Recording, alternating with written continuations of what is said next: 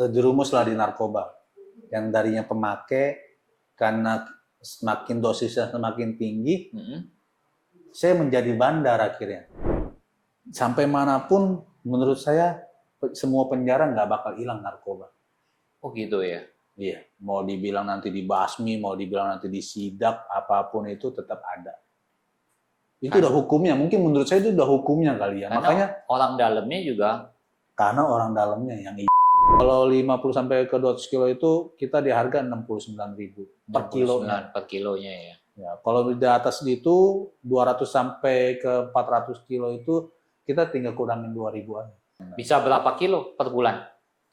Kalau lagi panen per 2 hari paling dikit 2 ton. Gua sih ke anak, gue cerita. Kalau dulu papa masuk penjara. Gitu ya? Terbuka. Jadi biar anak tuh tahu sosok papanya tuh dulu seperti apa.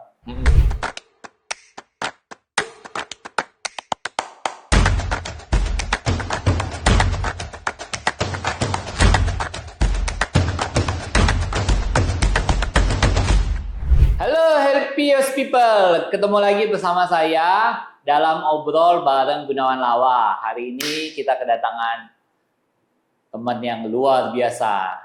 Ceritanya serem loh. Nah, kita welcome ya, bro. Halo. Halo. Apa kabar ya? Baik. Ya, kita hari ini mau dengar cerita dari Bro Hendra. Dia punya pengalaman yang luar biasa. Orang muda tapi pengalamannya luar biasa sekali. Kalau menurut saya banyak banget hal yang bisa kita ulik dari Bro Hendra ini. Ya, Bro Hendra mungkin bisa cerita sedikit lah pengalamannya ya. Sedikit singkat aja, kalau gua ini sebenarnya korban dari orang tua. Jadi orang tua ini cerai, ya kan? Jadi gua korban dan gua dibawa oleh nyokap. Dibawa nyokap ke Jakarta, jadi nyokap pergi lagi, dititipin lah ke nenek. Oh gitu, asalnya mana? Kalimantan. Kalimantan ya. Singkat cerita, karena nggak dapat kasih sayang orang tua ya, jadi hidup itu bertumbuh dengan teman-teman yang nggak benar. Oh. Dalam bergaulnya suka berantem, dari kecil tuh udah suka berantem tuh, suka berantem, tawuran. Dari SMP itu mungkin udah ratusan yang gue bacok. Oh iya? Jadi itu suka tawuran gitu. Di daerah mana tuh? Keramat. Senen ya? Senen. Nah, di situ karena sering masuk Polres Pusat, jaminannya kan Romo. Karena dulu gue dimasukin ke panti. Oh gitu. Jadi dari kecil tuh dimasukin ke panti. Dari panti itulah kita dapat temen tuh pergaulannya nggak benar ya. Jadi semakin hari lu naik SMP, ya lu tawuran. Kalau enggak, nanti kita digebukin gitu. Jadi dapat ajaran tuh nggak bener lah. Singkat cerita, ya gue dikeluarin dari panti karena kasusnya begitu banyak. Dijemput sama paman, tinggal di Mangga Besar. Kan kalau tahu lah ya, bro, Mangga Besar itu kan dulu kayak gimana. Iya. Sedangkan gue anak panti. Gue nggak ngerti Mangga Besar itu seperti apa. Yang gue tahu ya gue di pusat tawuran aja. Gitu. Oh gitu. Dulu waktu di itu tawuran gitu, bacok orang banyak ada yang. Baca, Bo. Jadi gue ini dididik tuh 3 pilihan. Kalau kita dulu waktu SMP K1, pilihannya 3. Samurai, celurit, gear sepeda. 3 itu aja. Pilih yang mana gitu. Jadi mau nggak mau, pertama kita takut ya kita pilihnya gear. Nggak mungkin kita senjata tajam. Oh gitu. Pilihnya gear. Yang penting gue bawa gear aja nih. Udah kita tawuran, tapi lama-lama kok berasa makin berani. Dari gear masuk samurai, celurit. Jadi ya kalau tawuran udah ngadepnya satu-satu. Kalau nggak dia yang kena sabet, saya yang kena sabet. Intinya begitu aja. Enggak lo yang mati, gue yang mati. Gue yang mati. Gitu ya. Gitu. Sudah itu pindah dari panti dikeluarin. Dikeluarin kan dijemput sama paman lah. Iya. Dibawa ke tempat tinggal dia di Mangga Besar. Nah, di situ makin parah saya dapat didikan dari paman itu nggak benar. Jadi lubang dari kandang harimau ke lubang buaya sekarang. Ya, jadi bukannya makin benar, kita dapat makin nggak benar gitu. Jadi kalau paman gua lagi mau dugem, dia bawa gua. Dia naik ke Monggomas, dulu kan Monggomas. Iya. Dia naik ke Monggomas, gua tunggu di parkiran. Oh gitu. Kayak orang bego aja, kok gua di parkiran gitu kan. Cuman ya singkat cerita, gue pikir gue daripada nunggu sini gue jalan aja muter. Disitulah banyak bergaul sama orang, banyak bergaul, udah kenal lah yang namanya narkoba. Kita dicekokin gitu kan, dicekokin. Dan tadinya cuma suka minum doang, hobinya kan dulu minum, masuklah ke narkoba. Nah, apa aja tuh jenisnya? pertama kali kena narkoba itu ekstasi. Ekstasi. Paling murah lah waktu itu ya. Enggak juga. Dulu paling murah ya ganja. Oke. Putau lah, paling murah, lebih parah lagi putau. Oh gitu. Cuman ya kita kenanya di ekstasi. Nah, istri saya yang sekarang ini, itu dulu udah kenalan sama saya. Dia tuh guru sekolah minggu. Sedangkan saya ini dulu masih agama kepercayaan. Iya. Jadi kalau diajak saya ke gereja, saya nggak mau. Tapi kalau saya ke wihara, saya ajak dia. Gitu. Saya ajak, ke Ancol kan, biasa kita sembahyang di Ancol, pulang jam 3 saya pulangin ke rumahnya. Nah, dia tahu nih, saya main narkoba. Dia bilang, jangan main narkoba, lu butuh duit minta aja. Ya kita kan cowok, malu. Masa kita diumpanin sama cewek, yang ada kita umpanin cewek. Cowok kan begitu. Nah, kita nggak mau dengar. Kita pikir, enggak lah gitu. Nah, saya ini juga suka kriminal. Jadi kalau saya mau pergi ke Dugem, saya ini suka ngambil motor orang di jalan. Iya? Saya sabet, saya misalnya bawa samurai, saya sabet langsung, saya tendang, dia ngelawan, saya sabet. Wow. Dia kabur atau dia geletak, saya bawa motornya. Biasa dulu saya jual di Priuk, kalau nggak di Kalijodo. Dua gitu. Tempatin aja dulu. Oh gitu. Nah, misalkan saya dapat misalkan motor Ereking, dulu kan terkenal 2 tak juga, Poswan, Ereking, Ninja. Tapi sekarang suka motor ya? Sekarang suka motor. Karena gimana ya? Hobi ya saya. Gitu ya. Suka motor gitu. Kalau dulu ngambil, nyabet, sekarang hobi ya? Sekarang hobi. Beli benar. Gitu. Ya, singkat cerita saya terjerumus lah di narkoba.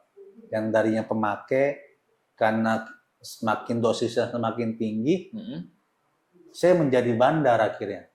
Jadi bandar? Jadi bandar. Karena kebutuhan buat makai ini melebihi apa yang saya dapatin. Gitu, nggak cukup biayanya. Emang berapa banyak dulu makai? Saya sampai 5 dosisnya. Sekali pergi harus 5. Jadi kalau misalkan saya pergi ke Dugem itu, paling banyak saya tenggak itu bisa 7, 8. Gitu. Kalau nggak pakai rasanya gimana? Kalau nggak pakai ya rasanya ngapain kita ke Dugem kalau nggak pakai gitu. Gitu ya? Bawa samurai nggak tuh di sana? Oh nggak bisa masuk. Nah, singkat cerita saya jadi bandar, dari tahun 2000 lah saya jualan. Terus, jadi saya jualan itu dulu nakal. Misalkan ya, yang dulu terkenal kan Millennium, Stadium, Miles, ya kan, Batavia, Sydney, ya kan. Beda kota ya banyak. Raja Mas. Itu dulu misalkan di dalam mereka jual 75, misalkan. Saya banting harga. Saya jual 50.000. Jadi itu banyak musuh yang nggak suka sama saya. Orang cari siapa sih Abui? Lu jual murah amat, banting-banting harga gitu. Jadi saya itu karena kecerobohan ya mungkin ya. Mau cepet laku, mau cepet kaya, mau cepet habis, biar bos percaya sama kita, saya banting harga. Gitu.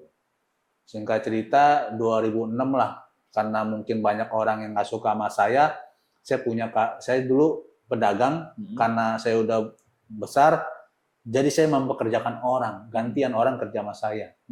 Nah, yang orang kerja sama saya itu ketangkep di Kron. Oh gitu. Saya pikir sombong lah, kita banyak duit kita sombong. Oh gitu. Bener, nggak mungkin kita nggak banyak duit kita nggak sombong ya kan. Sekarang aja begitu manusia. Emang berapa dulu bisa omset gitu? Omset itu bisa ratusan juta. Per 3 hari. Per 3 hari? Per 3 ratusan hari. Juta? Kita berangkat Jumat, balik Senin itu ratusan juta. Wow. Narkoba. Ya kan? Jenisnya Ekstasi. Saya main ekstasi. Oh, main ekstasi aja ya. Dan di situ banyak saingan-saingan yang nggak suka sama saya. Iya. Dan singkat cerita ya. Kayaknya zaman saya dulu 75 sih. Tahun berapa ya dia? Tahun 90, tahun 2000 ya. Iya. Kita tahun 2000 masih 75 ya, masih ingat saya. Mudah. Saya ketangkep 2006. Di situ saya bukannya tobat. Saya ketangkep tuh nggak ada nangisnya. Saya pikir ya udah apa yang gua buat ya gue tanggung. Pertama saya berpikir seperti itu. Duit juga ada kan ya? Ada. Tapi kelamaan di penjara itu saya malah bertemu jaringan-jaringan saya gitu. Oh. Dan kita bertemu yang ada transaksi. Di dalam kita transaksi. Jadi gitu. Bandar lebih besar lagi malah. Iya, jadi kalau di luar minta barang kita kirim dari dalam. Oh gitu ya? Iya, jadi di dalam pun kita yang jualan. Oh, jadi mereka semua mau beli sama kita. Oh gitu. Jadi kau penjara itu bukan bikin orang tobat malah nih? Ya makanya tadi dua pilihan. Dua pilihan ya? Mau tobat benar-benar tobat bisa. Bisa ya. Mau rusak sekalian bisa. Dua pilihan aja. Kalau dia mau rusak berarti kan dia terjerumus lagi ke narkoba. Dia bayar, dia pakai lagi, dia jualan kek, gitu. Jadi dua pilihan. Kalau penjara itu dua pilihan aja. Kalau dia mau tobat ya dia lari ke rumah ibadah tiap hari. Karena di dalam penjara itu sehari 2 kali ibadah. Sehari 2 kali. Sehari 2 kali ibadah. Jadi kita bisa melarikan diri ke rumah ibadah aja. Kok bisa sih? Maksudnya ya kalau kita kan orang awam ya, taunya ya maunya bertobat kan jadi baik. Kok bisa sih di sana tuh bisa jadi malahan lebih terjerumus? Ya. Ya masukin narkobanya juga Oh iya? Mau gimana kita? Mau di dalam penjara nggak ada narkoba itu nggak bisa. Oh gitu. Kita ngomong apa adanya aja gitu kan. Karena gimana ya? Kalau saya bilang semua karena duit kali ya. Semua karena duit. Tapi kan orang lupa karena duit. Orang lupa karena duit. Karena duit dia masukin barang. Oh gitu. Karena duit ya udah masukin barang. Jadilah ada di dalam itu penjara narkoba. Gitu. Sampai manapun menurut saya semua penjara nggak bakal hilang narkoba. Oh gitu ya. Iya. Mau dibilang nanti dibasmi, mau dibilang nanti disidak, apapun itu tetap ada. Itu udah hukumnya. Mungkin menurut saya itu udah hukumnya kali ya. Karena makanya orang dalamnya juga. Karena orang dalamnya yang Oh gitu ya. Dia kan dikasih duit 86. Dia kan nggak kecil Pak. 86 buat masukin barang itu nggak kecil. Gitu. Bisa ratusan juta. Tergantung barang mau dimasukin berapa banyak. Gitu. Ya kan? Gitu. Oke, sekarang Bro, jadi ya itu udahlah masa lalu gitu ya. Ya, sekarang apa nih? Ya puji Tuhan ya. Saya tuh keluar 2010. Gua keluar 2010 dengan keadaan nggak ada punya apa-apa. Karena apalagi kita mantan ya. Iya. Orang tahu, Abuy keluar. Iya. Hendra keluar. Di jidatnya udah ada cap X napi. Iya. Orang udah takut. Iya. Pikirnya kita mau mintain duit, kita mau kibulin dia, kita mau kadalin dia gitu kan. Tapi karena saya sudah bertobat di dalam penjara, saya pegang itu. Saya terima Tuhan sebagai juru selamat saya pegang itu. Dan saya percaya bahwa Tuhan akan bawa saya tinggi. Mau gitu. Tuhan akan pelihara saya itu lebih daripada yang lain gitu. 2000 saya keluar, saya nggak punya apa-apa. Saya cuma melayani Tuhan. Kayak misalkan saya diundang, bro bisa WL nggak di Bola Kapal, penjara Bola Kapal, saya datang. Atau kemanapun saya datang. Nah, itu mungkin ya, karena saya setia dan saya nggak macam-macam lagi. Itulah Tuhan bukakan berkat-berkat buat saya. Gitu. Sampai hari ini saya di tahun 2023 ini juga masih setia sama Tuhan. Nggak pernah istilahnya ngecewain Tuhan tuh nggak pernah lagi. Karena saya pikir gini, Tuhan sudah baik sama saya. Saya dari yang cacat disembuhkan total sama Tuhan. Jadi di situ saya pikir kalau saya sampai berbuat dosa lagi atau saya balik lagi ke lubang yang sama, berarti saya itu orang terbodoh. Benar, orang terbodoh. Karena apa? Kalau Tuhan nggak selamatin saya udah nggak ada. Iya. Karena Tuhan, saya masih bisa hidup gitu. Jadi saya itu bersyukur dan istilahnya buat saya nomor satu Tuhan. Oke. Di hidup saya. Iya. Pribadi hidup saya nomor satu Tuhan. Kedua, keluarga. Ketiga, pekerjaan. Ini kalau saya pribadi. Kadang orang bilang gini, jangan, itu salah kalau nomor satu Tuhan. Tuhan di nomor ini. Nggak bisa. Buat saya nomor satu Tuhan. Kenapa? Bagi saya, tanpa Tuhan saya nggak bisa apa-apa. Oke. Gitu. Jadi semua karena Tuhan. Iya. Nah, oke. Kalau gitu, yang gua dengar kan saat ini jadi distributor durian montong ya. Nah, itu gimana tuh? Bisa kok dari orang yang dari napi gitu ya? Iya.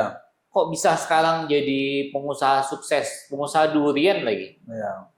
Gitu. Jadi waktu pandemi, ini awal pandemi. Pandemi ya. Dulu sebelum pandemi itu gue Grab car. Oh, Gojek. oke. Ya kan? Apapun oke lah ya. Apapun Pokoknya kita make kerjakan. money, go ahead. Ya. Masuk pandemi, istri bilang jangan narik lagi. Karena kan pandemi. Di situ berdoa sama Tuhan. Tuhan harus seperti apa nih? Kita udah nggak boleh narik lagi nih. Jadi pemasukan nggak ada gitu kan. Ada. Kalau nggak salah bisnis masker juga ya tapi ya. Masker. Dan di situ Tuhan bilang, kamu kan basicnya garment. Bikin masker aja, coba jualan masker. Waktu pandemi itu saya jual masker. Sukses banget ya. Itu luar biasa. Saya satu hari itu bisa omset puluhan juta. Puluhan juta ya? Puluhan juta. Padahal saya punya mesin juga nggak ini. Tapi nggak bertahan lama, karena kan saya pikir makin hari makin banyak yang produksi. Iya. Dan makin hari makin banyak banting-banting harga kan. Iya. Nah, gampang. Kenapa bisa masuk ke duren? Saya tuh ya bertanya lagi sama Tuhan. Tuhan masker udah nggak jalan nih, udah nggak bagus. Ya tiba-tiba Tuhan bilang, kamu akan nanti bertemu dengan seorang petani, teman kamu akan bawa, ya nanti kamu akan jualan. Pokoknya dia bilang kamu akan jualan buah. Dan betul, saya bertemu teman saya bawa seorang petani, kita ngobrol, disuruh jual duren aja, mau nggak jualan duren, iseng-iseng aja katanya. Nah basic saya nggak pernah jualan duren gitu kan, tapi saya coba. Karena saya pikir ini kan Tuhan udah pernah ngomong nih, saya akan ketemu gitu kan. Saya jualan, itu nggak langsung meledak. Namanya kita usaha, ada namanya proses. Saya posting, saya jualan, ada nggak jualan, kadang-kadang jual satu, kita wah senang banget. Bersyukur aja yang penting. Kuncinya ya bersyukur aja. Terus kita posting, kita jualan terus, dan sampai saya berani jualan di Mangga Besar. Saya pernah jualan di Mangga Besar, di situ kan capek ya, kalau kita jualan di Mangga Besar kita pasang tenda, kita pasang lampu, kita pasang meja. Banyak tuh sekarang tuh saya lihat di sana. Nah, tapi ya karena kita anak Tuhan ya, kita tuh sebenarnya punya kuasa. Jadi benda mati saya selalu tumpang tangan. Saya bilang, Tuhan boleh nih hari ini saya pedagang eceran di jalan. Tapi saya percaya bahwa Tuhan akan angkat saya tinggi. Saya akan menjadi pedagang grosir. Tumpang tangannya tiap hari. Tumpang tangannya ke duren tuh. Tapi ya puji Tuhan. Hari ini saya orang order paling dikit kan, kalau saya kan 50 sampai 100 kilo. 50 sampai 100 paling dikit. 1 kilonya? 1 kilonya tergantung, kita ada tingkat-tingkatnya. Misalkan dari 50 sampai ke 200 kilo harga berapa? Berapa harganya segitu? Kalau 50 sampai ke 200 kilo itu kita di harga 69.000 per kilo. Per kilonya ya. Ya, kalau di atas itu 200 sampai ke 400 kilo itu kita tinggal kurangin 2.000 aja. Oh gitu. Lebih lagi kita kurangin. Bisa berapa kilo per bulan? Kalau lagi panen per 2 hari paling dikit 2 ton. Oh, 2 ton ya. Jadi kalau 1 kilonya anggap aja 70.000, per berapa? Per 2 hari. Per 2 hari ya? Sekitar 140 juta ya? Ya, hampir. Lumayan dong. Bukan Jadi lumayan lagi. Setahun, sebulan gede sekali dong. Jadi kan kita sistemnya panen. Panen Tapi ya. kalau lagi panen ya kita benar-benar dapat berkatnya luar biasa. Tapi kan, nah itu dia. Kalau Tuhan itu luar biasa ya. Jadi waktu kita panen itu, orderan tuh banyak. Karena kan mungkin karena kita ngomong apa adanya. Oh ini lagi nggak bagus nih. Nggak bagus. Jadi ya. mereka itu Ya udah hold ya, tahu. tahan ya. Oh di luar berarti nggak bagus nih. Oh. Paling mereka belanja sama orang-orang tuh dikit. Oh gitu ya. Oke, apa di dalam ini kan jadi dunia montong ya. Kalau kayak gitu apa nilai-nilai yang dipegang nih di dalam bisnis? Sebenarnya dunia montong? kejujuran tuh. Kejujuran ya. Oh, Penting. jadi kasih Semua tahu ya. pasti harus kejujuran. Karena dulu Kejujuran. gini. Dulu saya anggapnya yang penting gue dapat duit nih. Ah. Barang jelek saya jual. Oh, Dulu. iya, dulu ya. Saya tahu nih saya salah. Ah. Tapi karena saya mau jualan, orang bilang bagus nggak? Bagus. Karena kita serahkan. Ah. Nah di situ saya kayak berasa saya itu ditegur Tuhan. Gitu. Ah. Maksudnya orang kan beli sama lu kan bukan pakai daun. Orang beli sama lu tuh pakai benar-benar hasil dia jualan. Kalau lu tipu begitu kasihan dong. Nah saya itu berasa Tuhan ajar saya begitu. Dan di situ saya pikir oh ya berarti gua nggak boleh lagi seperti ini. Jadi mulai hari itu saya stop. Saya benar-benar jual yang bagus gitu. Jadi kalau lagi nggak bagus kadang bisa 2-3 bulan saya nggak jualan gitu. Oh gitu. Iya. Tapi karena saya jujur, jadi mereka tuh pegang saya gitu. Selalu kalau misalnya saya tinggal kabarin, ini lagi bagus nih, mereka tuh orderannya gila-gila. Banyak ya. Gitu. Banyak. Jadi gimana jaganya tuh? Ya enggak, maksudnya gini. Kan orang kan suka bilang, ini kan musiman, bisnisnya ini musiman gitu. Ya jadi tapi sebenarnya durian itu tetap jalan aja tetap ya. Ada. Cuman tiap bulan ada gitu ya. Yang dibilang musim itu hasil manisnya. Kalau benar-benar lagi bagus dia tuh manis legit. Manis legitnya itu seperti kue lapis. Oh gitu. Kue lapis nikmat kan? Iya. Nah, tapi kalau yang nggak musim manis doang biasa gitu. Oh gitu ya, kayak ada rasa anggurnya gitu kali ya.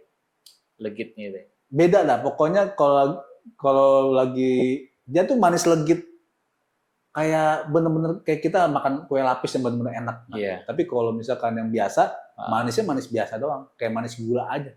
Oh gitu. Jadi kita makan tuh kayak manis biasa. Oh gitu. Oke, tadi soal value-value-nya ya. Nah, sekarang kan pengalaman udah banyak banget tuh.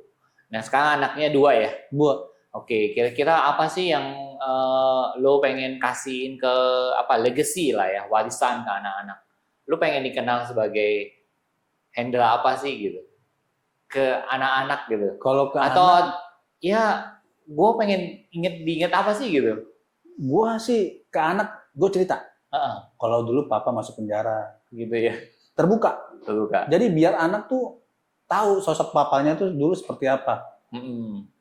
Jadi kita mendidik anak itu, kalau saya pribadi, gue mendidik anak gue itu bahwa waktu dia sudah kenal gue seorang ayah gitu. Dulu kan mungkin masih baby kan dia belum tahu apa-apa. Tapi setelah dia sekolah dan dia masuk kelas 1 SD, di situ gue udah mulai. Gue bilang, papi ini dulu bandel. Papi ini dulu tuh suka bunuh orang. Papi ini tuh dulu penghancur anak-anak muda dengan jualan narkoba. Papi ini tuh perusak wanita-wanita. Jadi saya ceritain semuanya. Dan papi ini pernah masuk penjara. Dia cuman, gitu. Terus dia tanya, karena kita jujur, jadi kalau menurut saya ini hubungan. Kalau hubungan saya sama anak saya baik, anak itu akan bertanya berani. Karena dia tahu papinya sudah berani open juga sama dia, dan dia pun nggak bakal umpet-umpetan sama papinya gitu. Nah, dia tanya, Pi, kenapa dulu seperti itu? Ya, karena kita kasih tahu, karena dulu papi itu satu adalah korban dari orang tua, dari Popo. Karena Popo sama Kungkung berantem, jadi papi ini nggak dapat kasih sayang. Makanya sekarang papi sama mami itu nggak pernah mau kita itu sampai berantem, menunjukkan bahwa seorang orang tua ini harus sayang sama anaknya. Iya. Jadi nanti dia punya pegangan. Nanti suatu saat dia menikah, dia akan pegang itu. Nah, saya ajarin dari kecil dan firman Tuhan pun saya masukin. Saya ajarin mereka berdoa. Saya ajarin mana yang baik, mana yang nggak baik. Jadi dia berani terbuka. Sampai dia bilang, Pi, di sekolah Cece suka sama cowok.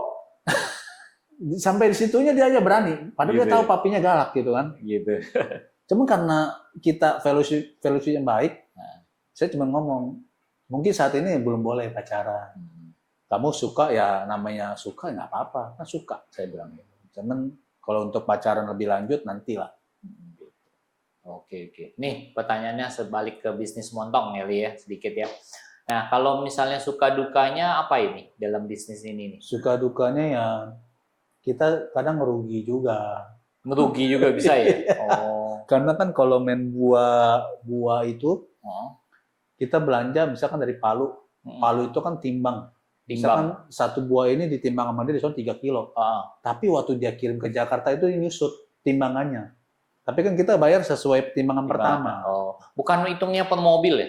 Enggak, tetap ditimbang semuanya. Oh, hitungnya per kilo ya juga per kilo bayarnya. Oke. Makanya kita jual per kilo juga.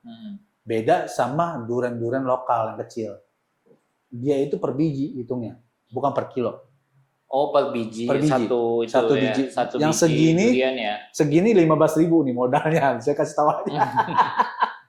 Ya, segini 15.000. Yang segini 25. Yang agak gede lagi, pokoknya dia naikin 10 lipatan 10.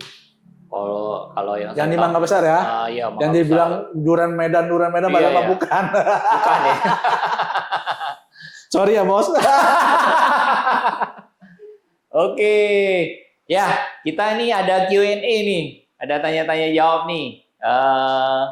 Teman-teman dari ngobrol bareng Gunawan ada yang mau ditanya nih. Katanya gini, apa nih tantangan kalau buka bisnis? Biasanya apa nih suka tantangannya dalam bisnis gitu? Sebenarnya sih buka bisnis itu kalau menurut saya yang penting kita sabar sih. Karena kan orang maunya instan ya. Buka bisnis maunya cepat hasilnya ada. Sedangkan kan kita kan harus waktu yang berbicara.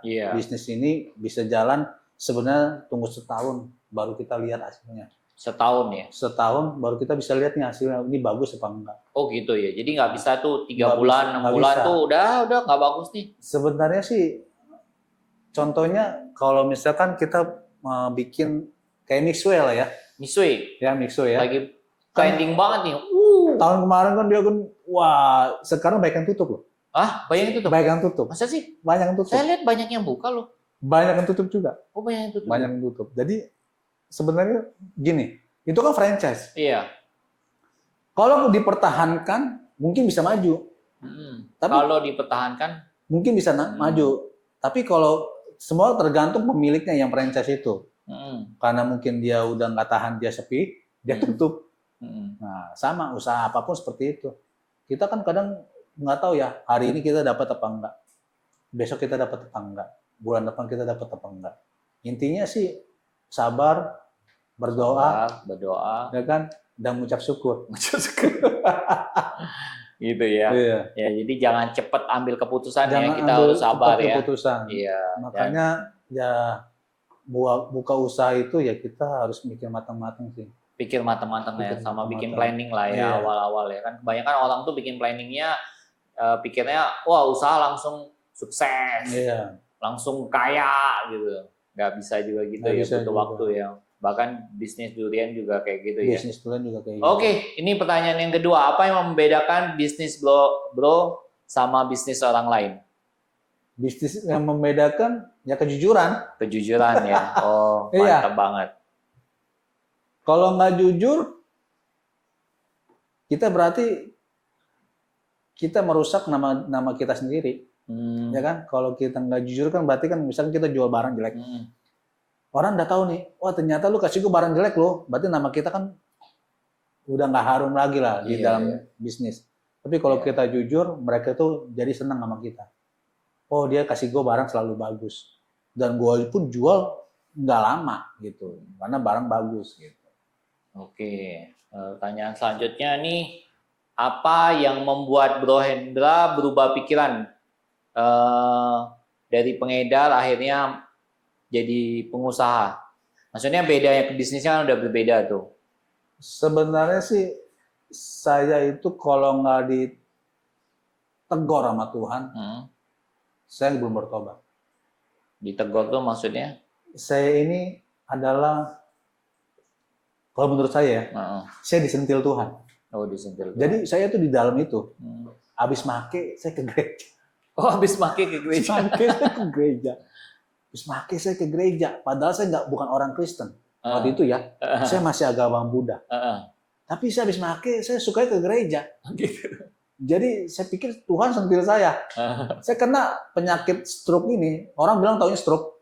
Tapi saya bilang, saya nggak ada darah tinggi, nggak ada. Pokoknya sehat. Saya benar-benar dibikin Tuhan tuh mati sebelah. Oh gitu? Di dalam gereja. Oh iya? Nah disitulah makanya saya bilang saya bersyukur. Tuhan tangkap saya. Tuhan kasih saya suatu penyakit yang bikin saya tuh tobat. Dan saya tinggalin semua itu. Nah bro, tadi kan kita udah banyak dengar dari pengalaman lo. Nah mungkin teman-teman yang sobat-sobat dari obrol bareng Gunawan ini, tolong dong kasih motivasi buat sobat-sobat yang mungkin, ya lu kan dari narapidana gitu ya. Napi kan, orang kan kadang, gue mau ngapain sih? Kayaknya ngerasa hidup tuh udah nggak berarti gitu loh. Kadang mau melakukan sesuatu jadi, banyak yang nahan gitu loh. Kayak gitu. Coba maksudnya dari pengalaman bro bisa dari napi, kemudian bisa jadi orang sukses sampai sekarang, apa nih? Ya, intinya sih ya, satu sih kalau pribadi gua, kita dulu dicap orang itu karena dia tahu apa yang kita tabur dulu, kejahatan, nggak benar, dan kita harus tuai itu dulu. Tuainya apa? Orang nggak percaya sama kita, orang nggak mau kasih kita kerjaan, orang nggak mau deket sama kita. Itu kita harus tuai dulu, ya, harus terima dulu. Setelah itu habis, ya kita taburlah yang baik. Tabur lagi. Tabur yang baik itu dengan apa? Kita menunjukkan dengan sifat kita. Bahwa kita baru ya. Karakter kita sudah berubah, pola pikir kita sudah berubah, pola bicara kita sudah berubah, bahwa kita menunjukkan bahwa kita orang baik. Kita tunjukin ke semua orang dengan apa? Dengan waktu. Waktunya apa? Kalau saya bilang waktunya Tuhan. Kenapa? Kalau waktunya kita nggak bakal bisa perfect. Tapi kalau waktunya Tuhan, semua itu akan perfect dan baik buat kita. Jadi buat teman-teman di sana yang nonton, nggak usah ngerasa bahwa kita ini orang-orang yang nggak guna. Justru kita adalah orang-orang yang berguna buat bangsa kita ini. Ya kan? Luar biasa. Karena apa? Kalau saya bilang kita tuh diciptakan menjadi kepala, bukan ekor.